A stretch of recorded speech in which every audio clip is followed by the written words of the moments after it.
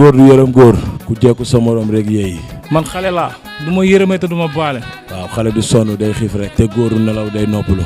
waaw am nga droit noppalu. taxawal dëggal sa bopp ma duma la daal la loolu nit musul wax. da ngaa ñëw pour xeex ak man maa lay xaar sama wax ak yow du bëri. guy gi bu doon bëre du puus du paas day ñëw daan lépp maa koy def maa koy duma maa koy daan tamit suñu borom duma rëg mari bu ñaa xuppaajam loolu théâtre la yow li nga wax sax moom mooy lan yow defal naa guy gi yow nan nga ma mën a ëppee doole rëg am nga combat de lu leer laa lay wax.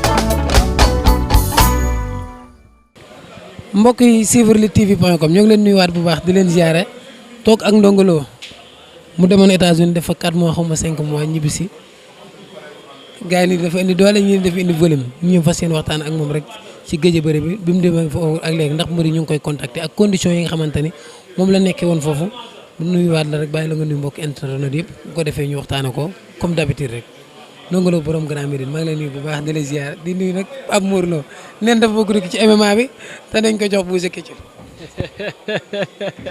neen da koy rey nag. waaw asalaamaaleykum ginnaaw ma sant yàlla ci émission bi maa ngi sant sama ñaari waajur maa ngi nuyu waa Grand Médine bu baax a baax di nuyu waa Parcelles Unité 26 di nuyu waa Amérique bu ma jógee di nuyu waa Bawol di nuyu waa Pikine ak waa Thiès di nuyu képp ki nga xam ne rek mooy supporter Ndongo Lo ak képp ku seetaan Lutte TV maa lay nuyu bu baax a baax di la nuyu. comme ni ma ko waxee rek bokk nga ci mbër yi nga xamante ni amoon ngeen visa lu yàgg-yàgg presque 1 an nga teew ko fii Sénégal demee woon États-Unis lan moo waroon bi nga amee visa bi nga toog fii ba ñu dem.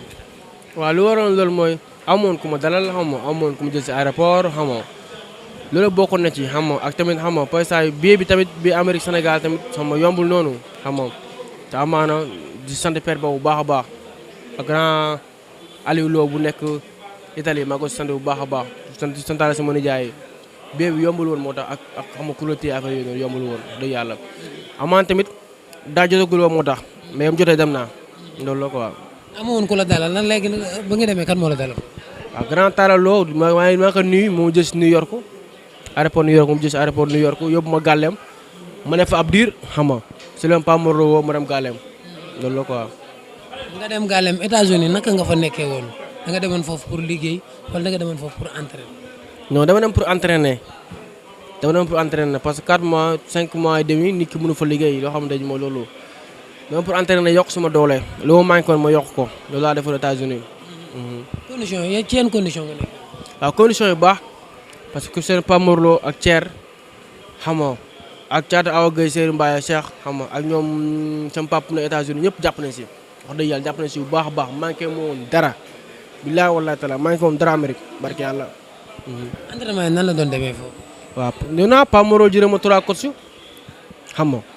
bu liggéey fa liggéey bu métti nag liggéey bu intense nekkul waa Sénégal yu ñu liggéey baaxul nag de wax dëgg yàlla mais léegi naa fa liggéey bu intense liggéey bu métti liggéey bu mucc ayit wax dëgg yàlla waaw bay gis si man feer boo xam sax mi ngi woon si man te xaw ma ko woon man mii. genre feebar. waaw feer ba parce que mbër yi soo mbokk mbër sax laay lancer message boobu noonu il faut que ñu xam ne ñun du ñu ay dof mbër su bëggee am doole wala su bëggee yokk maasam day wàññi entraînement yi. di ko récupérer mais waxuñu wàññi entraînement yi dem di ko doxee mbër day entraîner tuuti récupérer lu bëri lekk-lekk bu baax moytu ñàkk nelaw guddi baaxul ci mbër comme tey gis naa sama mbokk mbër yu bëri whatsapp bi guddi gi xam ba 1 heure 2 heures du matin loolu baaxul da lay tere nelaw te da lay tere am yaram deret bu dee moo newoon sama yaram ay deret bu dee moo nekkoon sama yaram bu bëri dama suré si nag boo pénalisé yu bëri te man mi xaw ma ko woon mais bu resa grâce à Pa Mor Lo tax daal lépp dañ daal wax dëgg yàlla. léegi yow lan lañ def ba xam maanaam ba nga dem hôpital bañ gis loolu ci yow avant ngay entraîner dañ lay xool wala da nga doon sentir métti. non dama ñëw Pa Mor Lo inscrire ma salle bi gars yi xool ma dugal ma si machine beeg yooyu noonu ñu ne kii daa feebar lu buut ak yaram bi nii yaram bi moom attanu loolu comprendre nga ci la ma jël yóbbu ma hôpital 3 semaines mu tëdd ko Pa Mor Lo France xaalis yu bëri wax dëgg yàlla di ko nuyu au passage moom it ku baax la. yàq na si xaalis yu bëri wax dëgg yàlla moom waaw ba léegi moom wax dëgg yàlla moom maa ngi sant yàlla daal. gis nañ parfois bu ñu leen laaj fii da ngeen def 3 séances ba 4 séances foofu ñaata séances nga doon def. moo ne woon premièrement bi 4 séances laa doon def mais may abadi na ma ensuite def ay 2 séances parce que récupération bi la gars yi nga doon faratal ko tërën bi daal ndax lu ma jot a entraîné fi dafa bëri 3 ans yi mujj yëpp nag damaa feebaroon 3 ans yi mujj sama làmb yëpp damaa feebaroon te man mii sax xamoon damaa feebar ma jàpp naa ne 3 ans yëpp damaa feebar na te man mii xaw ma ko woon mais amaan tamit loolu tamit bokk na si loolu pénalisé sama combat yu bëri mais damay sant yàlla mosuma daanu génn ñu damaa feebar wala affaire yooyu dugg na fi génn fii ñu ma daan ñoo mën ñu ma daan maa mën mais 3 ans yi mujj yëpp yëgu moon sama bopp ba ci man mii xaw ma ko woon loolu la quoi. lan nga gënoon favoriser ci côté wàccaay foofu noonu musculation boxe wala physique. non li ma manqué woon nag laa demoon liggéey loo xam ne manqué naa ko laa demoon liggéey. lan. waaw li ma manqué woon li ma manqué ju bëri xam nañ ko xam nga ñoo dégg ñaan dongo daa gaaw jël ku xam nga affaire yooyu noonu yëpp liggéey naa fa liggéey ba mucc ayib wax dëgg yàlla. maanaam xeex. waaw xeex daal laa goon focus daal foofu xeex laa goon jàng wax dëgg yàlla. te gëm nga ne instant bi rectifié wu nga ci côté xeex. waaw am naa lu ma si xam de wax dëgg yàlla am naa lu ma si xam te xam nga te gëm naa ne su ma ko pratiqué rek amaa yàlla mën na def si trop daal. côté doole tamit gis nañ bi nga ñëwee yokk nga masse bi dafa am ay affaires yoo jël ba am volume yi wala entraînement yi moo jaar yoon foofu rek.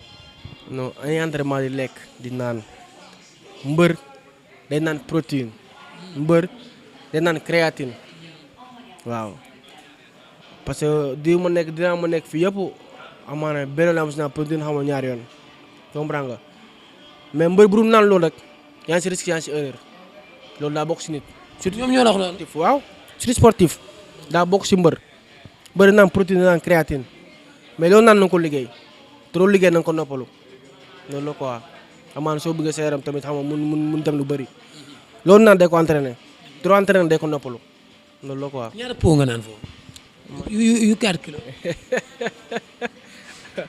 waaw man daal Pape Moro daal dana ma jox mooy naan rek man daal xaw ma ñaata pot mooy man danaa naan rek waaw danaa naan rek. Pape Moro moo doon jox wala say coach. Pape Moro moo jox mooy naan rek waaw parce que gars yi koy bindal lu mu war a jënd lépp mu jënd ko saa mu ñëw mu jox ma naan lii tey lii nga war a naan tey lii nga war a naan loolu la quoi. bi nga dem ñaata kilo nga woon. bu ma dem tuuti woon naa Lamine bu ma dem maa ngi yóbbuwoon 81 kilos. 81 kilos laa yóbbuwoon bu may dem ak combat bi mu jeexee noonu pression ba yooyu. 81 perte poids. 81 kilos laa yóbbu. bi nga ñëw. ba ma ñëw xaw ma ko nag. saa yi de teg na moom. waaw gars yi ñoom yi mën a nekk saa yi teg na 110 115 112 100 dépend rek. mais ak sa taille maanaam njooloo quoi mën nañ la tuddee ndaama diggu doom est-ce que war ngaa jël ay 115 kilos ba ay 110. parce que gars yi dañuy sóoraale boo ñëwee Sénégal il faut nga perte poids. maanaam dinañ liggéey boo xam ne bii boo ñëwee Sénégal même looy perte sax ab du la wàññi dara sa poids yow. Sénégal fii tàngaay bi ñàkk bi lekk yi doon récupéré xam nga loolu ngay perte après du wàññi dara loolay bonus bi maanaam bonus bi ngoon liggéey bonus mooy wàññeeku noonu. mais pour dire vrai rek dafa am na différence ak fii de. waaw am na différence. parce que boo ñëwee nit ñi dañ xam ne kii am na doole. waaw am na différence bu baax a baax ci mental bi ci lépp surtout mental bi xam nga bu may dem sama mental sax baaxul lu bëri baaxul parce que boo nee si ay dynamique di yoo xam ne dynamique doy waar la. c'est esprit du tranquille loolu yëpp dañ la koy jàngal boo amee problème ni ñu koy gérer boo amee lii ni ñu koy gérer lépp dañ la koy jàngal foofu barke yàlla. yaa ngi sàkku xam-xam léegi. waaw maa ngi sax xam ko maa ngi si profession maa ngi sama père Birame Ndiaye moom mooy jubbante si bëre rek. bi nga ñëwee nan la gisee. waaw di ko nuyu père waaw père moom mooy loolu waaw gis na ma nice. kontaan na ci forme bi nga am. bëgg na bu baax a baax bëgg na bu baax wax dëgg yàlla parce que bu ma am forme yi nga xam te ay lex fii ay biir fii man j'aime pas ça waaw ba léegi mën naa paree ginnaaw la waaw ba léegi mën naa paree ginnaaw.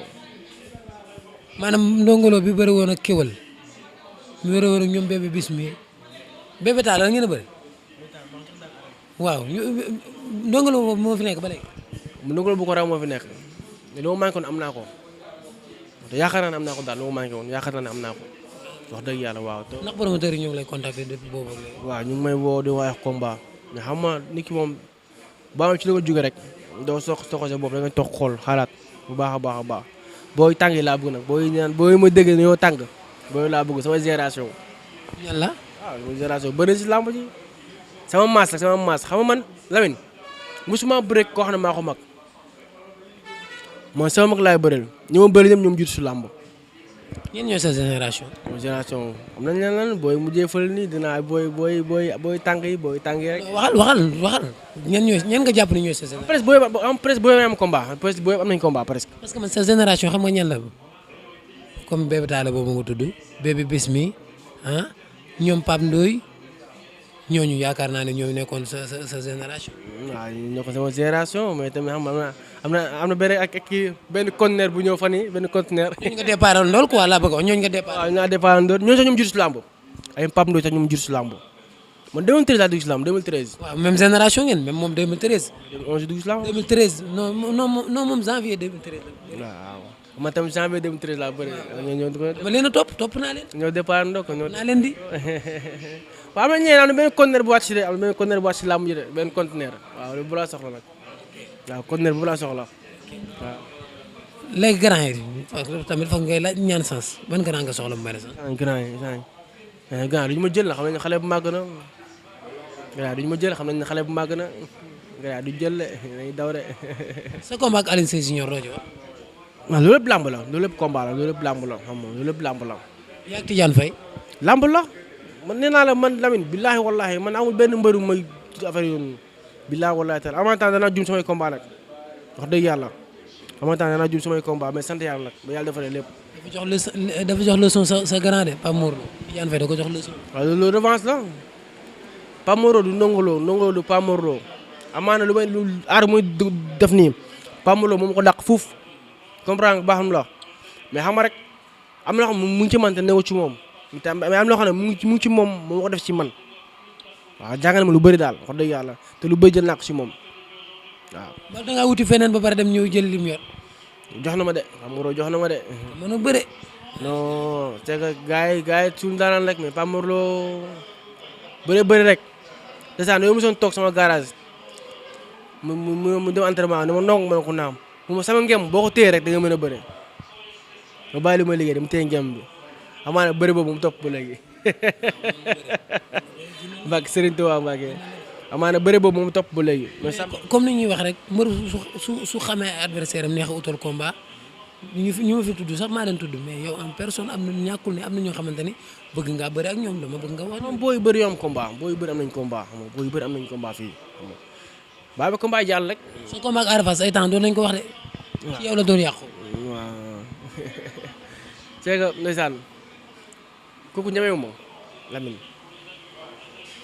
Ada Fass ñemewu ma. Ada Fass daa ragal dara ci àdduna ko. ñemewu ma laa la wax yàlla xam na ne ñemewu ma billaahi wallaahi wa taala man combattant laa. moom lan la. dama xam nit. moom lan la. xaw ma lu mu doon. gaynde la. mais am na personne combattant laa mais ñemewu ma. Ada Fass ñemewul.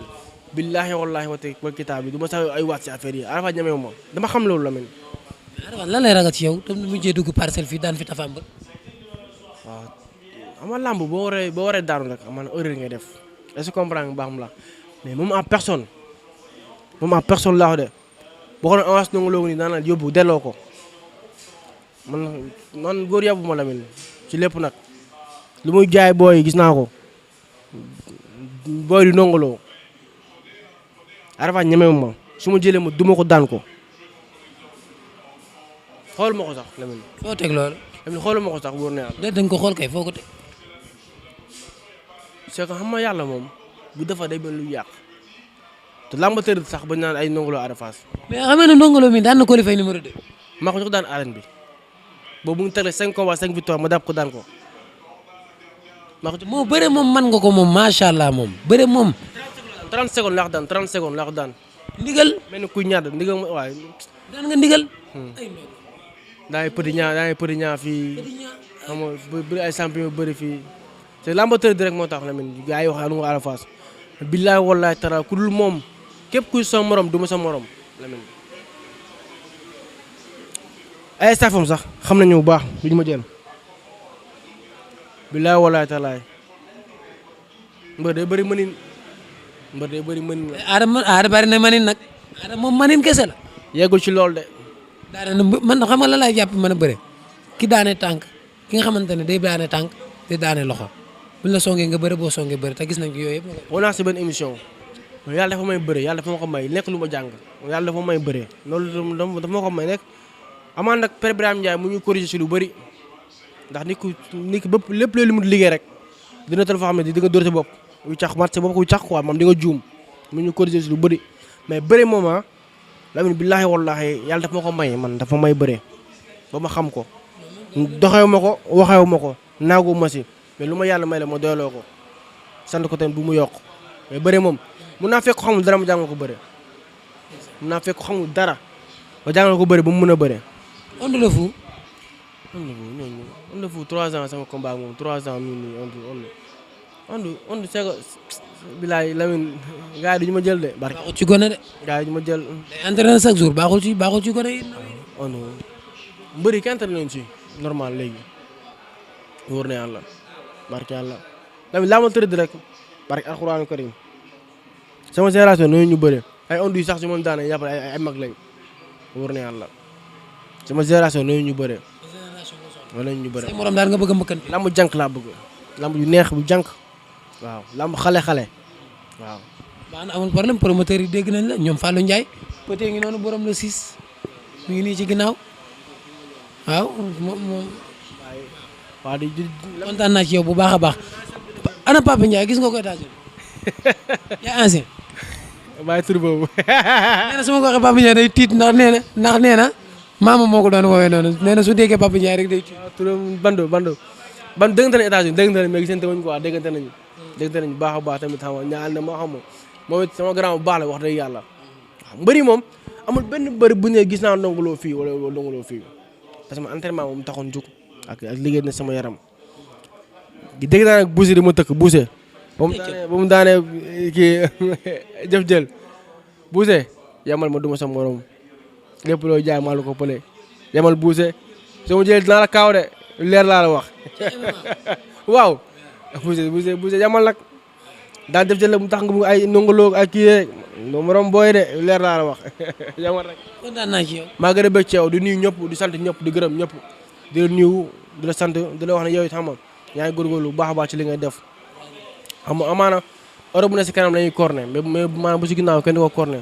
gën a góorgóorlu xam nga gën a jàpp rek xam nga lii day dem ba maanaam ba si sot njortu barke alxuraan kër amaana yeggoon fi nga yegg nii mais gëm-gëm ak jàpp too bàyyi tey moo la ne fi nga yegg nii yàlla na yàlla jàppale xam nga yàlla gën a taxaw ci li ngay def bépp mbër bi tax ngeen bu dëkk Grand Médine rek maa ngi leen nuyu bu baax a baax di nuyu sama yaay di nuyu sama papa xam nga di nuyu sama soxna xam nga di nuyu képp ku ma àndal di nuyu xaarim ndiir di nuyu jigo sama mag xam nga di nuyu maam sa sama coach moom waaw sama coach bu baax la xam nga wax na yombul di nuyu père ba bu baax a baax di nuyu sama père Ibrahima Ndiaye xam nga di nuyu waa ki di sax xam-xam bi yëpp xam nga di nuyu waa pasteur bi yëpp xam nga di nuyu sama idole Modou Lo xam nga di nuyu képp ku ma jàppale maa leen na combat nag Modou. di nuyu Kéba Kandé bu baax a baax Modou am na bés. waaw di wax Jokkal yàlla ko yàlla jàppale Modou am na bés.